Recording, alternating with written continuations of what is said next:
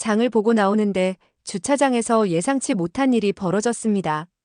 두 명의 남자가 갑자기 칼을 들고 나타났습니다. 여성은 너무 무서워서 그대로 얼어붙었고 언니는 비명을 지르려다 말았습니다. 그런데 그때 한국 남자의 행동에 너무 놀라서 경악을 합니다.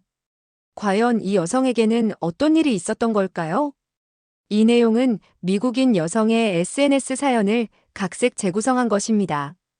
구독과 좋아요는 영상 제작에 큰 힘이 됩니다. 감동TV의 오늘의 이야기를 시작해 볼게요. 안녕하세요. 미국에서 살고 있는 이디나입니다. 저는 미국 시카고 의과대학에 다니고 있습니다. 제가 의사가 되고 싶은 이유 중 가장 큰 이유는 태어날 때부터 저는 아토피와 함께였습니다. 어릴 때부터 아토피로 고통받았기에 꼭 의사가 되어 저와 같은 환자들을 치료하고 싶었습니다. 스스로를 치료할 수 있는 의사가 되고 싶다는 간절한 꿈을 안고 의대에 진학했습니다. 하지만 현실은 제 기대와 달랐습니다. 의대에서 배우는 치료법들은 대부분 강한 스테로이드제나 면역억제제와 같은 독한 약물 치료였습니다. 실습 시간에 교수님들은 만성 피부질환의 경우 평생 약물 치료를 해야 한다고 가르치셨고, 그 말은 제게 큰 절망으로 다가왔습니다. 약물 치료를 받을 때마다 일시적으로 증상은 나아졌지만 곧 더 심한 증상이 찾아왔습니다. 약의 용량은 점점 늘어갔고 부작용도 심해졌습니다. 밤에는 약 때문에 심한 두통에 시달렸고, 낮에는 졸음을 참기 힘들었습니다. 의학을 배우면 배울수록 제 병은 완치될 수 없다는 생각에 오히려 희망이 사라져갔습니다. 의대에 입학하고 스트레스가 심해지면서 증상은 급격히 악화되었습니다. 특히 실습 시간이 되면 소독약 냄새와 라텍스 장갑이 피부를 더욱 자극했습니다. 어느 날 해부학 실습 중이었습니다. 갑자기 목덜미가 너무 가려워 참을 수가 없었습니다. 장갑을 벗고 긁으려는 순간 교수님이 저를 보며 의사가 될 사람이 위생수칙도 지키지 못하냐며 호통을 치셨습니다.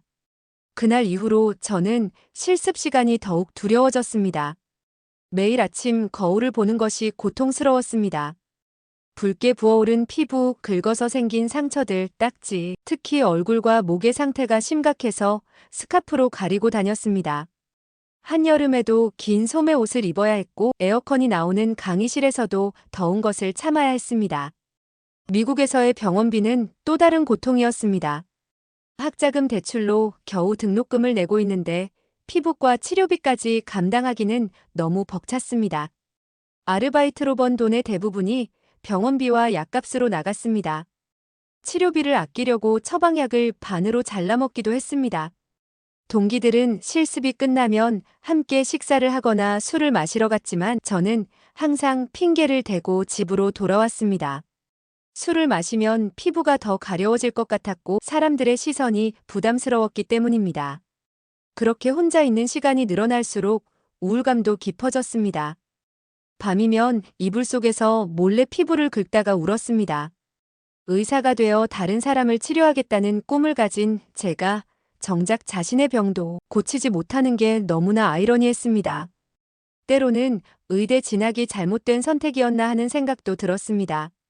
결국 의대를 휴학하고 제 방에 틀어박혀 있었습니다. 그러던 어느 날 언니 올리비아에게서 전화가 왔습니다.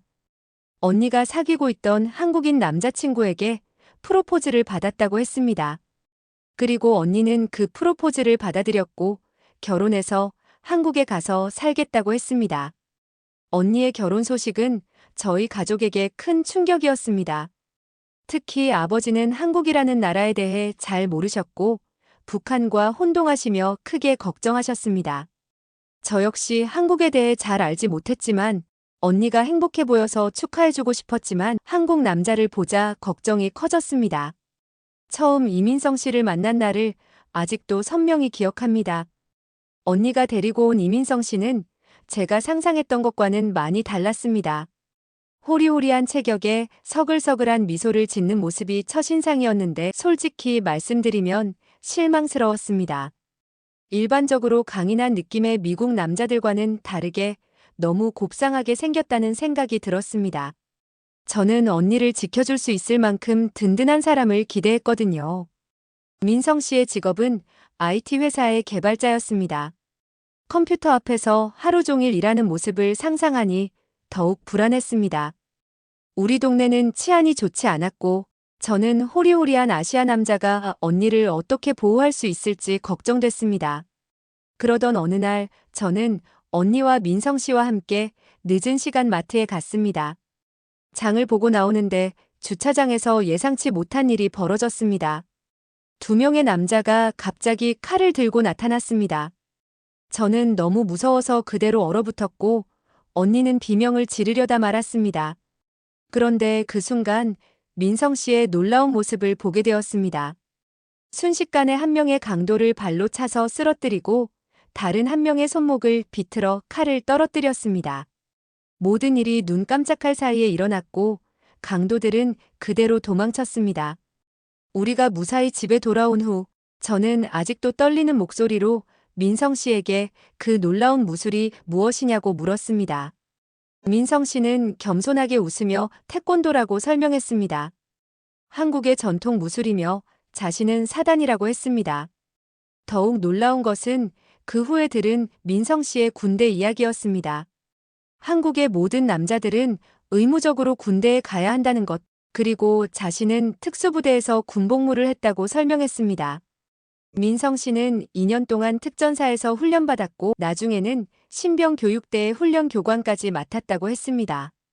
저는 겉보기에 엄청 약해 보이는 한국 남자가 군대까지 나왔다는 사실에 너무 놀랐습니다. 저는 호기심이 생겨 더 자세히 물어보았습니다. 민성 씨는 한국의 군대에서는 극한의 상황에서도 버틸 수 있는 강인한 정신력과 체력을 기른다고 했습니다. 영하 20도의 추위 속에서 하는 훈련, 산악행군, 수중훈련 등 제가 상상하기 힘든 강도 높은 훈련들을 설명해 주었습니다. 특히 인상 깊었던 것은 전우의 이야기였습니다. 힘든 훈련 속에서도 서로를 의지하며 끝까지 포기하지 않았던 전우들과의 우정, 그리고 그 과정에서 배운 책임감과 리더십은 지금의 자신을 만들어준 소중한 경험이라고 했습니다.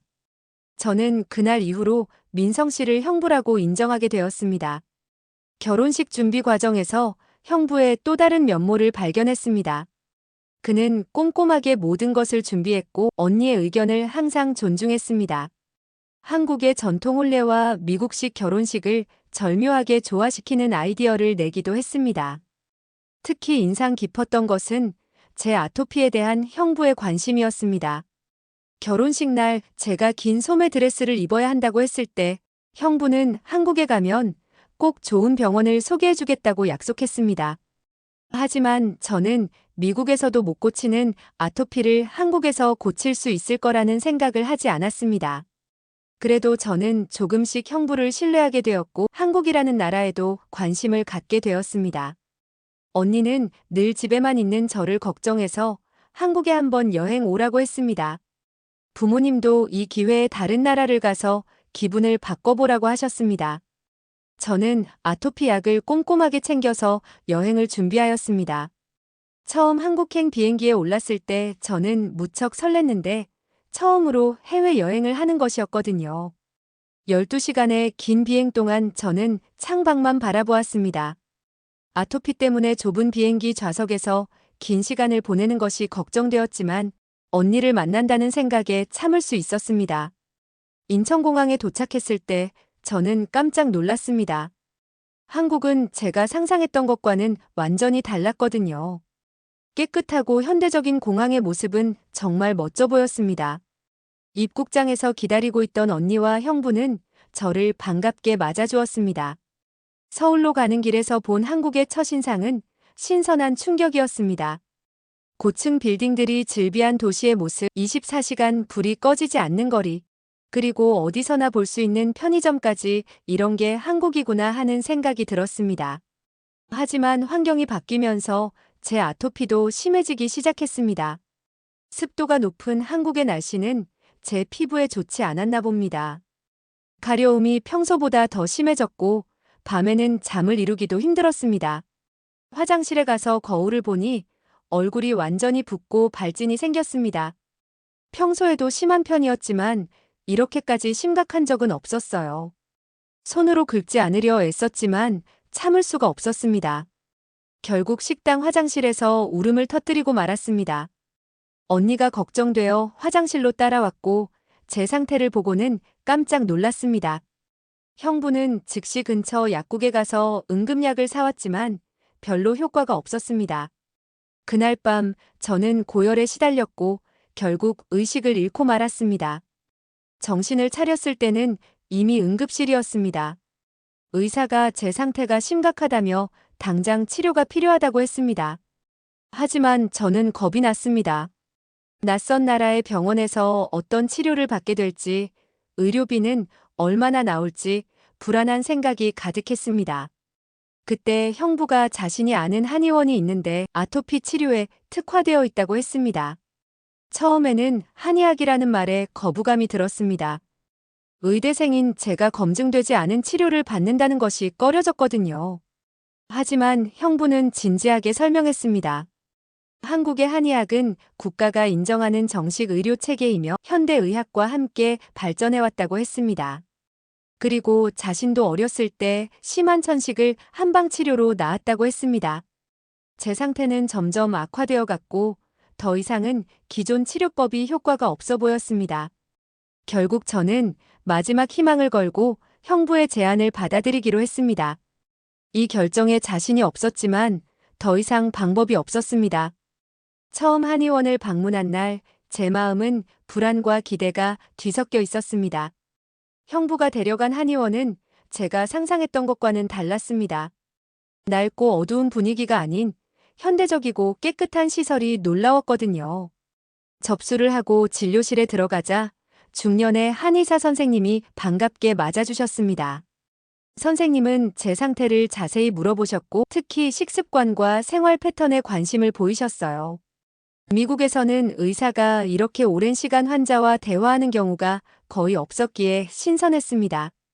진맥을 한다고 했을 때는 살짝 당황했습니다. 의대에서 배운 적 없는 진단 방법이었거든요.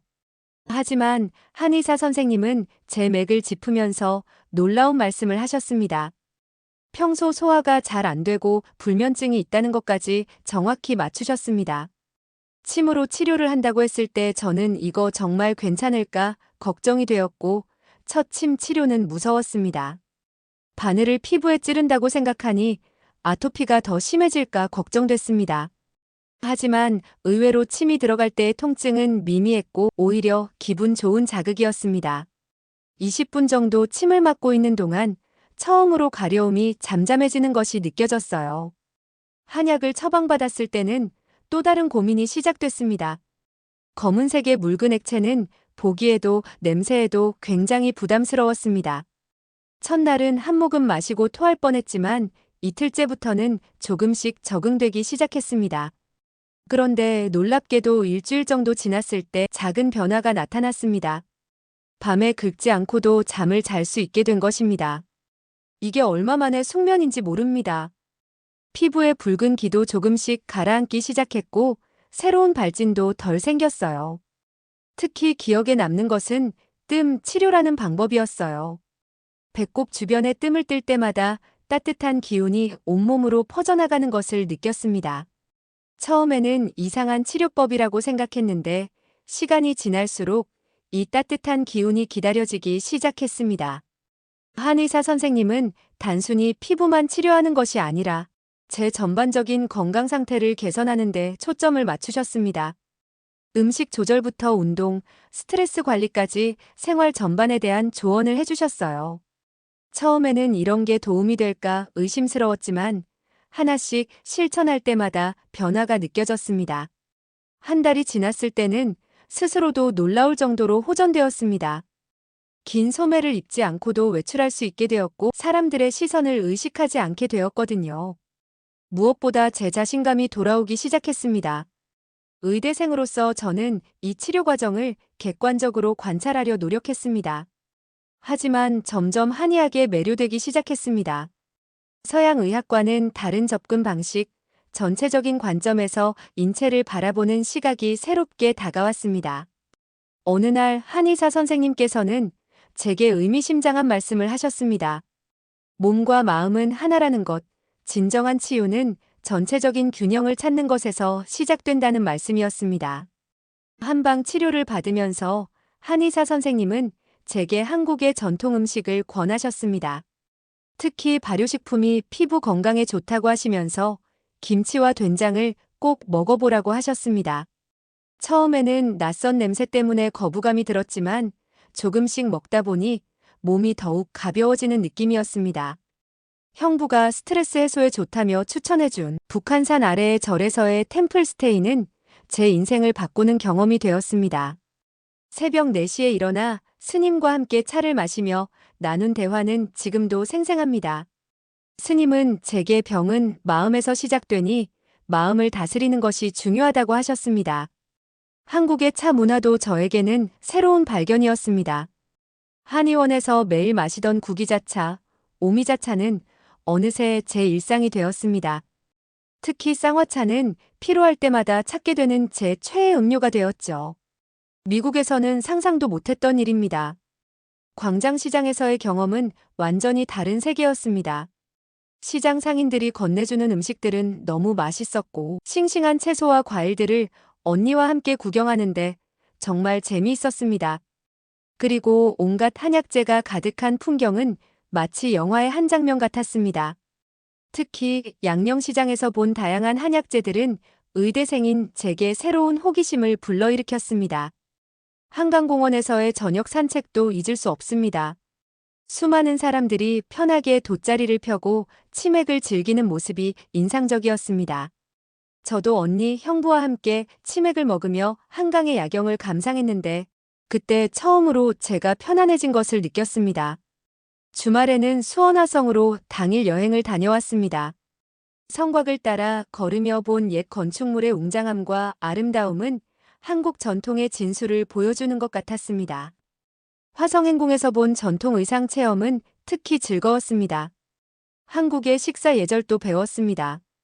밥그릇을 들고 먹는 것, 어른이 먼저 수저를 들 때까지 기다리는 것, 그리고 밥 한 끼 하고 가세요라는 정겨운 인사까지 이런 작은 예절들이 모여 한국 문화의 정서를 만드는 것 같았습니다. 남산타워에서 본 서울의 야경은 제 인생에서 가장 아름다운 순간 중 하나였습니다. 차가운 저녁바람이 제 얼굴을 스칠 때 문득 제 아토피가 많이 나아졌다는 것을 깨달았습니다. 더 이상 바람이 두렵지 않았고 오히려 상쾌하게 느껴졌습니다. 한국의 목욕 문화도 특별했습니다. 처음에는 다른 사람들 앞에서 옷을 벗는 것이 부끄러웠지만 찜질방에서 보내는 시간은 점점 즐거워졌습니다. 온탕과 냉탕을 오가며 몸을 단련하고 황토방에서 땀을 빼는 것이 피부 건강에도 좋았습니다. 그리고 무엇보다 놀라웠던 것은 한국인들의 정이었습니다. 한의원 간호사 선생님이 제 피부를 걱정하며 직접 만든 천연팩을 선물해 주시고 시장 상인이 약과를 덤으로 듬뿍 얹어주시는 그런 작은 배려들이 제 마음을 따뜻하게 했습니다. 아침마다 마시는 한방차, 주말의 찜질방 루틴, 그리고 매일 먹는 김치까지 이 모든 것들이 제 건강을 회복시키는데 도움을 주었습니다. 한국 문화는 단순히 관광이나 체험이 아닌 제 삶을 치유하는 방법이 되었습니다. 그렇게 즐겁게 한국을 여행하며 치료를 계속해 나가던 어느 날 아침 습관처럼 거울을 봤을 때였습니다. 문득 제 얼굴이 달라진 것을 발견했습니다. 붉은 반점이 거의 사라졌고 늘 부어있던 눈가도 맑아져 있었습니다. 하지만 그보다 더 큰 변화는 제 표정이었습니다. 오랜만에 거울 속에서 미소 짓고 있는 제 모습을 발견했습니다. 한의원에서 치료를 받은 지 2달째 피부의 변화와 함께 제 일상도 달라지기 시작했습니다. 더 이상 긴 소매로 팔을 가리지 않아도 되었고 모자를 쓰고 다닐 필요도 없어졌습니다. 처음으로 반팔 티셔츠를 입고 카페에 갔을 때 바리스타가 제 팔의 타투를 보고 예쁘다고 칭찬했습니다. 그동안 늘 숨겨왔던 제 모습을 드러내는 것이 이렇게 자연스러울 수 있다는 걸 처음 알았습니다. 지하철에서도 변화를 느꼈습니다. 예전에는 사람들의 시선이 두려워 구석자리만 찾았는데 이제는 편하게 다른 승객들 사이에 섞여 있을 수 있었습니다. 어떤 날은 옆자리 할머니와 이야기를 나누기도 했는데 할머니는 제가 외국인임에도 불구하고 마치 손녀처럼 반갑게 대해주셨습니다. 운동도 시작했는데 언니의 집 주변 공원을 조깅을 하는데 더 이상 땀이 날 때마다 가려움이 시작될까봐 걱정하지 않아도 되었습니다. 오히려 상쾌한 바람을 맞으며 달리는 것이 즐거웠습니다. 매주 조금씩 달리는 거리를 늘려가면서 제 몸의 한계에 도전하는 재미도 알게 되었습니다. 언니는 제 변화를 누구보다 기뻐했습니다. 제가 웃으며 농담을 하고 적극적으로 대화에 참여하는 모습이 오랜만이라고 했습니다. 제가 얼마나 오랫동안 제 껍질 속에 숨어 있었는지 사실 저도 몰랐습니다. 정말 아프다가 더 이상 아프지 않게 되자 세상이 너무나도 달라 보였고 태양 아래 자유를 느낄 수 있었어요. 밤에 잠들기 전 일기를 쓰는 습관도 생겼습니다. 처음에는 한의사 선생님이 권하셔서 시작했는데 어느새 하루를 정리하는 소중한 시간이 되었습니다. 더 이상 가려움 때문에 뒤척이지 않아도 되니 밤 시간이 특히 소중하게 느껴졌습니다. 무엇보다 큰 변화는 제 자신을 바라보는 시선이었습니다. 더 이상 아토피 환자라는 꼬리표를 달고 살지 않아도 된다는 것, 그저 평범한 20대 여성으로 살아도 된다는 사실이 얼마나 감사한지 모릅니다. 이제는 거울을 볼 때마다 제 안에 숨어있던 본래의 모습을 발견합니다. 웃음이 많고 호기심 많은, 그리고 새로운 도전을 두려워하지 않는 제 모습을요. 한국에서의 치료는 단순히 피부만 치유한 게 아니었습니다. 제 영혼도 함께 치유된 것 같습니다. 가끔은 이런 생각을 합니다. 만약 제가 이 변화를 다른 아토피 환자들과 나눌 수 있다면 얼마나 좋을까요? 그들에게도 희망이 있다는 것을, 완전한 치유가 가능하다는 것을 알려주고 싶습니다. 미국으로 돌아가기 전날 밤 한의원 선생님과 마지막 상담을 했습니다. 선생님은 제게 뜻밖의 제안을 하셨습니다. 한의대에 진학해보는 게 어떻겠냐고 하셨죠. 처음에는 농담인 줄 알았습니다. 하지만 선생님은 진지하게 말씀하셨습니다. 제가 받은 치유의 경험을 다른 사람들과 나눌 수 있지 않겠냐고 하셨습니다. 그날 밤 언니의 집으로 돌아와 깊은 생각에 잠겼습니다.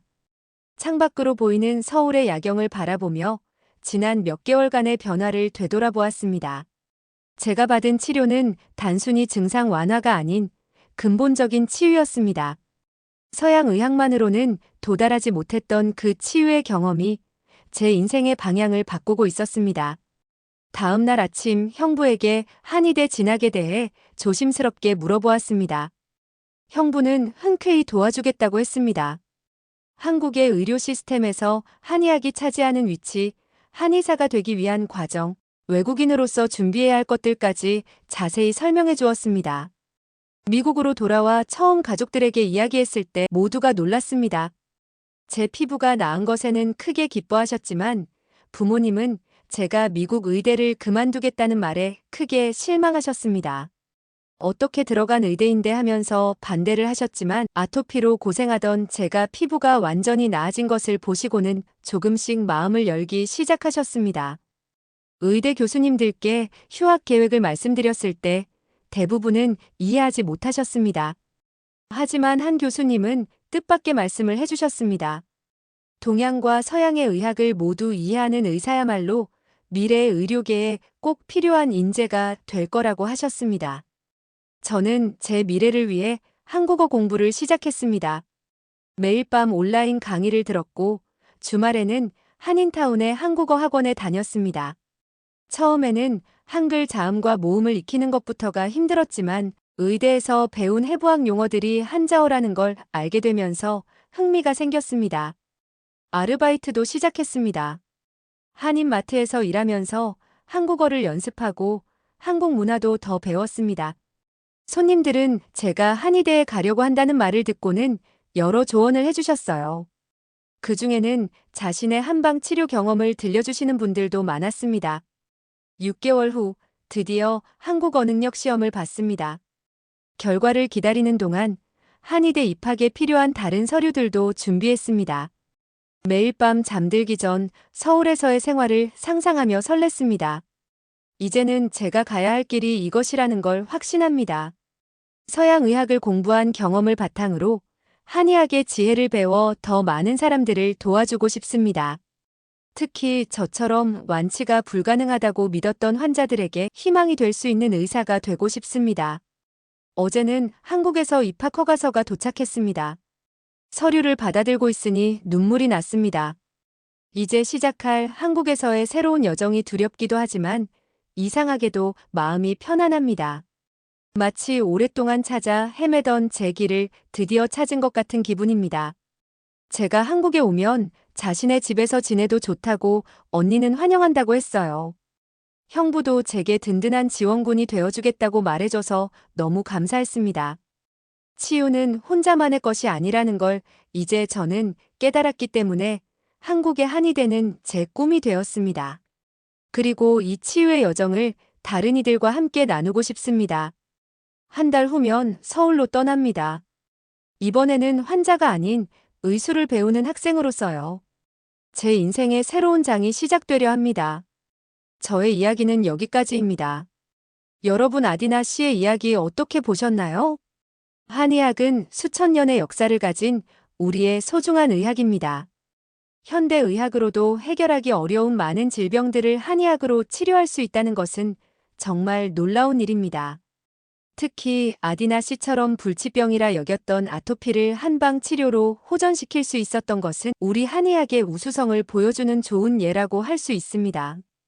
아디나 씨는 처음에는 한의학을 의심했지만 직접 경험하면서 그 가치를 발견했고 이제는 한의사가 되어 더 많은 사람들을 돕고자 합니다. 이처럼 열린 마음으로 새로운 것을 받아들일 때 우리의 삶은 더욱 풍요로워질 수 있다는 행복한 사연이었습니다. 다음 이야기는 우연히 한국 여행을 왔다가 한국에서 살게 된 프랑스 여성의 사연이 이어집니다. 요즘 한국으로 이민을 오고 싶어하는 외국인들이 많다고 합니다. OECD 기준 이민 증가율이 2위를 차지했다는 뉴스를 접할 수 있었는데요. 여기 한국에서 살고 싶은 유럽인들을 위해 할 이야기가 있다는 프랑스 여성이 있습니다. 이 여성은 어떤 이야기를 하고 싶은 걸까요? 이 내용은 프랑스인 여성의 SNS 사연을 각색 재구성한 것입니다. 안녕하세요. 저는 프랑스인인 라일라라고 합니다. 저는 특이하게도 한국에 여행하러 왔다가 벌써 7년째 한국에 살고 있습니다. 최근에 저는 프랑스의 유명 매체에서 인터뷰 요청을 받아서 인터뷰하게 되었습니다. 그래서 그 이야기를 해드리고 싶네요. 프랑스 최고 권위지 르피가로 기자님이 제게 연락을 주셨을 때 처음엔 조금 놀랐습니다. 요즘 프랑스에서 한국에 관한 관심이 뜨겁다지만 제가 인터뷰할 만큼의 특별한 이야기가 있을까 하는 생각이 들었거든요. 기자님은 제게 작년에만 13만 4천 명의 프랑스인들이 한국을 방문했다고 하면서 2019년 11만 명에서 크게 늘었다고 말해주셨어요. 그래서 세계 여행가에서 한국인이 되기로 선택한 제 이야기가 많은 도움이 될 것 같다고 했습니다. 기자님의 말씀을 듣고 보니 제 이야기가 한국 생활을 꿈꾸는 많은 프랑스인에게 도움이 될 수도 있겠다는 생각이 들었습니다. 7년 전 저는 그저 세계 여행 중 하나의 목적지로 한국을 선택했을 뿐이었습니다. 7년 전 그날 인천공항에 첫 발을 내딛던 순간이 떠올랐습니다. 당시 저는 이미 15개국을 여행했던 경험 많은 여행가였지만 한국은 달랐습니다. 공항에서부터 느껴지는 질서정연함과 편리함 그리고 낯선 이방인을 대하는 사람들의 따뜻한 미소가 제 마음을 사로잡았거든요. 사실 한국은 제 세계 여행 일정에서 2주 정도 머물다 떠날 예정이었던 나라였어요. 하지만 한국을 여행하다 보니 그 매력에 빠져서 2주가 2개월이 되고 2개월이 7년이 되었습니다. 인터뷰를 준비하며 지난 7년을 돌아보니 제가 한국에 매료된 이유가 더 선명하게 보였습니다. 단순히 K-팝이나 K-드라마 같은 문화적 매력을 넘어서 이 나라가 가진 특별한 무언가가 저를 붙잡았던 것이라는 걸 깨달았습니다.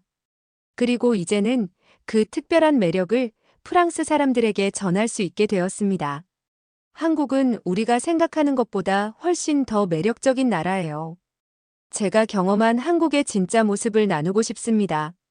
르피가로 기자님의 카메라 앞에 앉으며 저는 제 이야기가 한국을 꿈꾸는 누군가에게 용기가 되길 바랐습니다. 그리고 무엇보다 제가 사랑하게 된 이 나라의 진정한 모습을 전할 수 있어 가슴이 설렜습니다. 처음부터 한국은 저를 놀라게 했어요. 인천공항에서 서울로 가는 공항철도를 탔을 때부터였죠.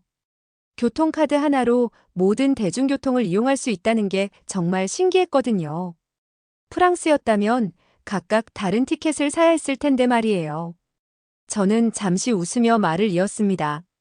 서울에 도착해서 첫 끼니를 해결하러 들어간 식당에서는 더 큰 충격을 받았어요.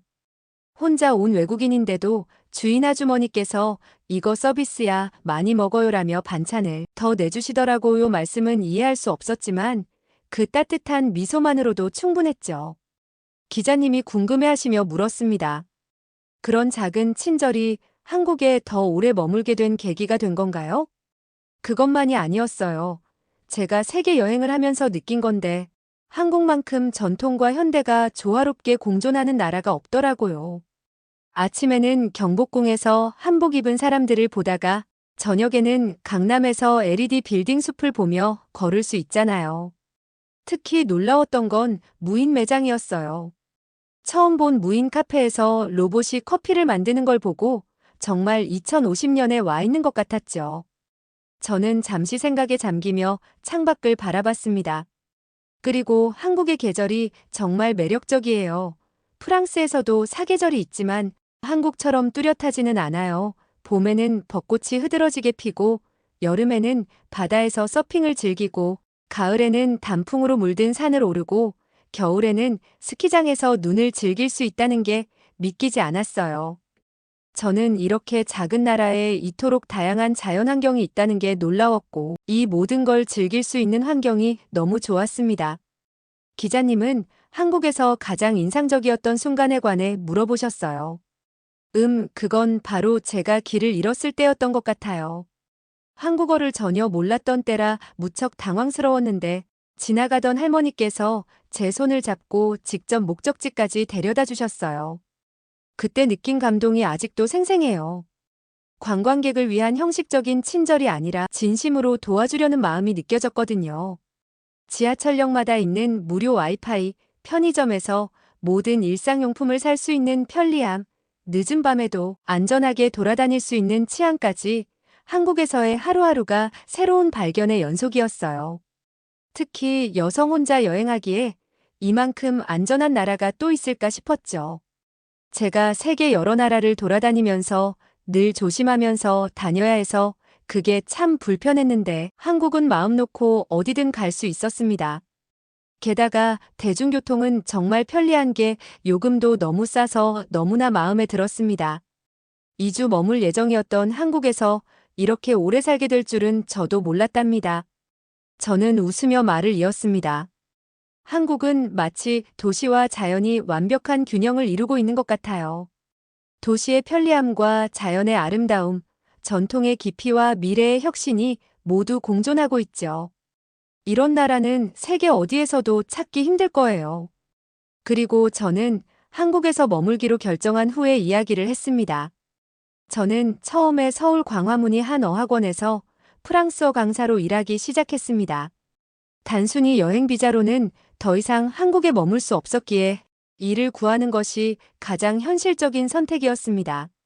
다행히도 프랑스어 원어민 강사에 대한 수요가 있었고 덕분에 취업 비자를 받아 정식으로 한국 생활을 시작할 수 있었습니다. 동시에 한국어를 배우기 시작했는데 한국어를 배우는 과정은 쉽지 않았습니다. 특히 존댓말과 반말의 개념은 프랑스어에는 없는 것이라 처음에는 많이 헷갈렸어요. 하지만 제자들과 동료 선생님들이 제 서툰 한국어를 늘 격려해 주셨고 실수를 해도 따뜻하게 받아들여 주셨습니다. 한국에서는 정말 신기한데 편의점에 가서 외국인인 제가 한국말로 안녕하세요 라고 말만 해도 직원이 놀라면서 어떻게 한국말을 그렇게 잘하냐고 말해줬어요. 지하철에서 우연히 만난 할머니께서도 제 한국어 발음을 칭찬해 주시곤 했는데 그때마다 신이 나서 더 열심히 공부해야겠다는 의지가 생겼습니다. 특히 놀라운 한국의 식사 문화는 제게 특별한 감동으로 다가왔습니다. 프랑스에서는 각자의 접시에 음식을 담아 먹는 것이 일반적인데 한국에서는 모두가 함께 음식을 나누어 먹는 문화가 신선했습니다. 처음에는 다른 사람의 숟가락이 같은 반찬에 닿는 것이 낯설었지만 이제는 오히려 이런 문화가 더 친밀하고 따뜻하게 느껴집니다. 어학원에서 회식이라는 것도 경험하게 되었는데 한국의 회식 문화는 참 특별했습니다. 처음에는 술을 받을 때 두 손으로 받아야 한다는 것도 몰랐고 연장자를 먼저 챙겨야 한다는 것도 알지 못했습니다. 하지만 시간이 지나면서 이런 작은 예절들이 서로에 대한 배려와 존중을 표현하는 방식이라는 것을 이해하게 되었습니다. 가장 크게 감동받은 것은 한국인들의 공동체 의식이었습니다. 지하철에서 노약자에게 자리를 양보하는 모습, 식당에서 혼자 온 손님에게도 많은 반찬을 제공하는 것, 그리고 이웃끼리 김장을 나누는 문화까지 이런 작은 배려들이 모여 따뜻한 사회를 만들어간다는 것을 배웠습니다. 저 같은 외국인은 이를 당연히 모를 것이라고 일반적으로 생각합니다. 하지만 저도 이제는 어린 사람이 어른들을 위해 숟가락과 젓가락, 물을 따라줘야 한다는 걸 알아서 제가 이렇게 행동하면 한국 사람들은 너무 놀라고 고마워했어요. 이런 걸 알아놓으면 한국 사람들과 쉽게 친해질 수 있다는 걸 다른 외국인들에게도 이걸 알려주고 싶네요. 그리고 남편인 우진 씨를 처음 만난 건 3년 전 제가 다니던 한국어 학당의 봄 소풍에서였습니다. 당시 그는 외국인 학생들의 문화 체험을 돕는 자원봉사자였죠. 처음에는 제가 서툰 한국어로 이것저것 물어볼 때마다 친절하게 설명해주는 평범한 한국인이었을 뿐이었습니다. 하지만 그날 경복궁 후원을 거닐며 우진 씨가 꽤 괜찮은 사람이고 배려심 넘치는 태도가 좋았어요. 그리고 우진 씨도 저를 좋게 보았어요. 그 후 우리는 자연스럽게 만남을 이어갔고 1년 후 결혼을 결심했습니다. 하지만 솔직히 말씀드리면 결혼을 결심하기까지 망설임이 있었습니다. 문화적 차이를 넘어 한 가족이 될 수 있을지, 시댁과 잘 지낼 수 있을지 걱정이 컸거든요. 그런데 제 걱정은 기우였습니다. 시부모님은 제가 상상했던 것보다 훨씬 더 따뜻하게 저를 맞아주셨어요. 특히 시어머님은 제가 한국 음식 하는 법을 배우고 싶다고 하자 주말마다 저를 부르셔서 김치부터 된장찌개까지 하나하나 가르쳐 주셨습니다. 서툰 제 솜씨를 우리 며느리가 프랑스 요리도 잘하는데 한식까지 이렇게 잘하네 라며 칭찬을 자주 해주셔서 너무 좋았습니다. 시부모님과 우진 씨의 형제들은 제가 불편해하지 않도록 세심하게 배려해 주셨습니다. 결혼식 날 한복을 입은 제 모습을 보며 시아버님께서 이제 진짜 우리 딸이네 라고 말씀해 주셨을 때는 정말 이 가족의 일원이 된 것 같아 행복했습니다. 우진 씨의 친척들도 저를 가족으로 따뜻하게 받아주셨어요. 명절이면 저를 위해 일부러 프랑스 와인을 준비해 주시고 제가 만든 프랑스 요리를 맛있게 드시며 칭찬해 주십니다. 처음에는 걱정했던 한국의 가족 문화가 이제는 제 삶의 가장 큰 축복이라는 생각이 들었어요.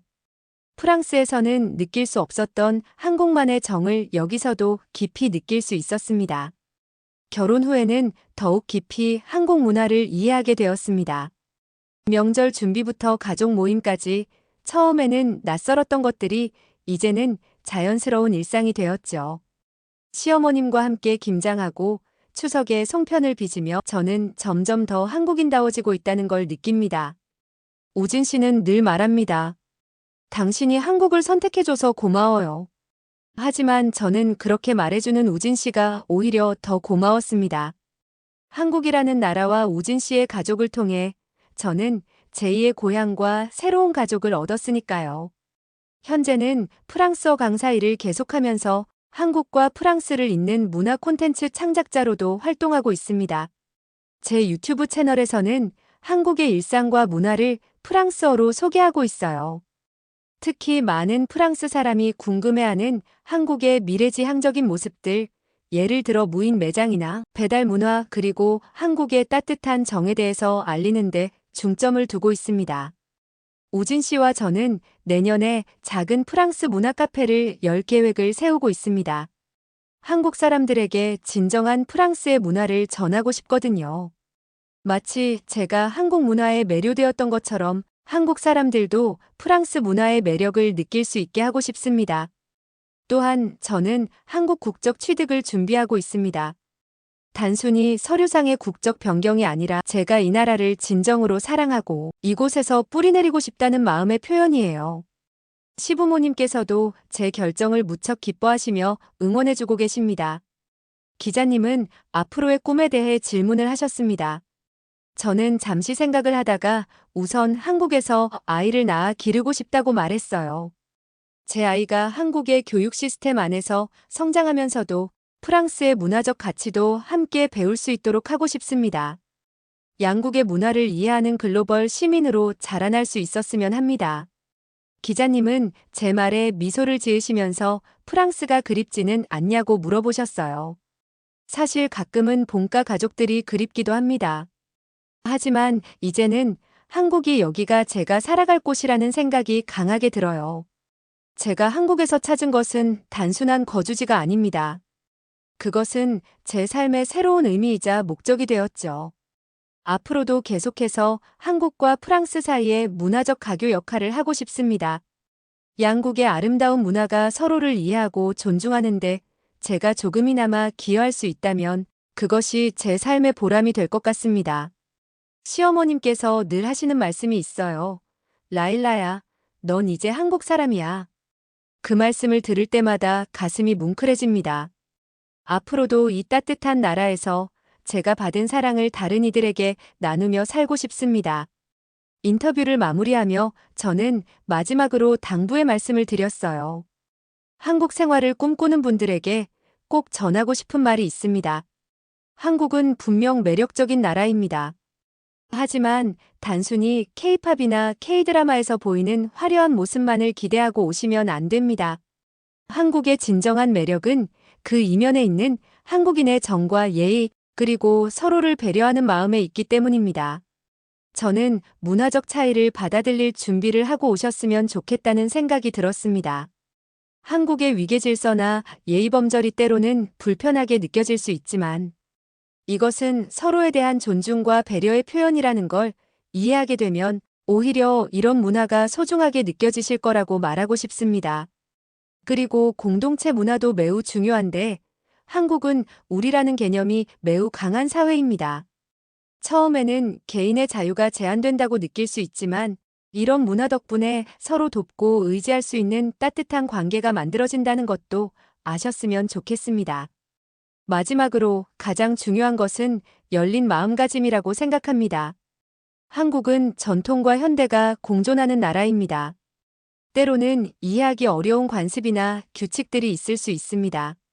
하지만 이러한 차이를 인정하고 받아들일 준비가 되어 있다면 한국은 여러분에게 제2의 고향이 되어줄 것입니다. 제가 7년 전 처음 한국에 왔을 때는 이곳이 저의 영원한 터전이 될 거라고는 상상도 못했습니다. 하지만 지금은 한국은 여러분의 꿈을 키우고 이룰 수 있는 기회의 땅이라고 자신있게 말하고 싶습니다. 많은 외국인 여러분도 저처럼 한국에서 자신만의 특별한 이야기를 만들어 가실 수 있을 것입니다. 르피가로 기자님과의 인터뷰를 마치며 저는 제 이야기가 한국을 꿈꾸는 누군가에게 작은 희망이 되길 바랐습니다. 그리고 저를 따뜻하게 품어준 이 나라에 다시 한번 감사한 마음을 전했습니다. 저의 이야기는 여기까지입니다. 여러분, 라일라 씨의 이야기는 어떻게 보셨나요? 한국의 매력은 단순히 K-팝이나 K-드라마 첨단 기술에만 있는 것이 아닙니다. 프랑스의 세계 여행가였던 한 여성이 발견한 한국의 진정한 모습은 서로를 배려하고 존중하는 마음, 전통과 현대가 조화롭게 공존하는 특별함, 그리고 무엇보다 따뜻한 정이었습니다.